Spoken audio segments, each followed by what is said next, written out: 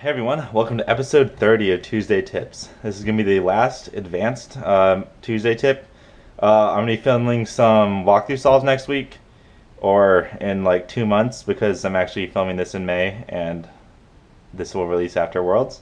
But yeah, so this is the last tip. Look forward for walkthrough solves next week, and then super advanced stuff along with some more kind of hardware based stuff, along with like more specific finger tricks and kind of other stuff people have been asking for in the following weeks. So this tip is kind of something that's been really old. It's a 6x6 and 7 5x5. Well, 6 and 7 center tip. That's really old. Something that I thought was really ideal in 2012, 2013 that I was working on a ton, but kind of realized in the end it wasn't as useful as I thought it was, but it's definitely still something useful. It's about building the next center while the center you're working on isn't done yet.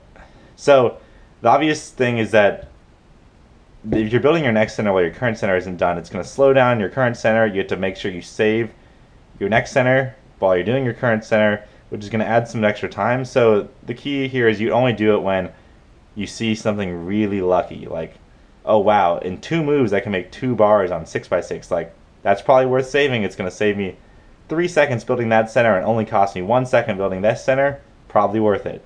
Well, that's obviously worth it because you save 2 seconds. In general, I used to do this like in 2013, 2014. I'd do this like on every solve. I'd be always saving centers. It kind of, as I got faster, it kind of took me out of like the flow of centers a little bit, and it does. So it's definitely something that I kind of realized as you need to be really lucky and kind of needs to work with what you already got going in order to save it. But definitely something you want to kind of be on the lookout for. On 5x5, I would never recommend doing this, as it would like finishing your current center takes so little time that like it's almost never going to be worth it. It would have to your center would have to be essentially done, and then it would have to impact your current center almost none. Because the thing is, like, you don't even have to pair up the next center. Like, you can just like kind of save bars as you go in more of a freestyle center method. Like, yeah, don't really do this on 5.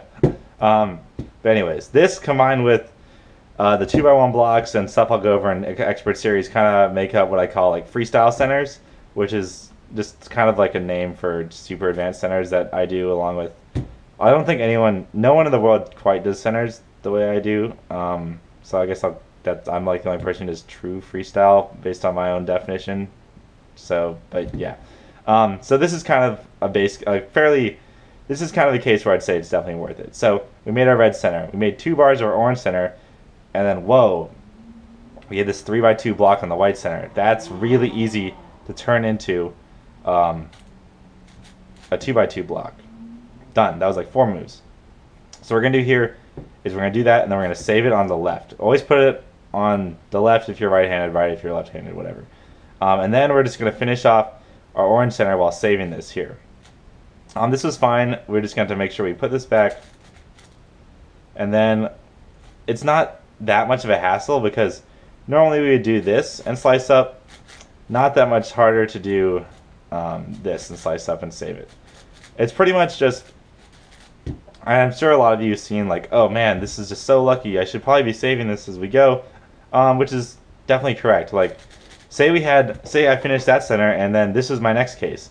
With green already like this, green is like 3 moves away from having a 2x1 block done. In this case, I especially would definitely do this, as a 2x4 is already saved here.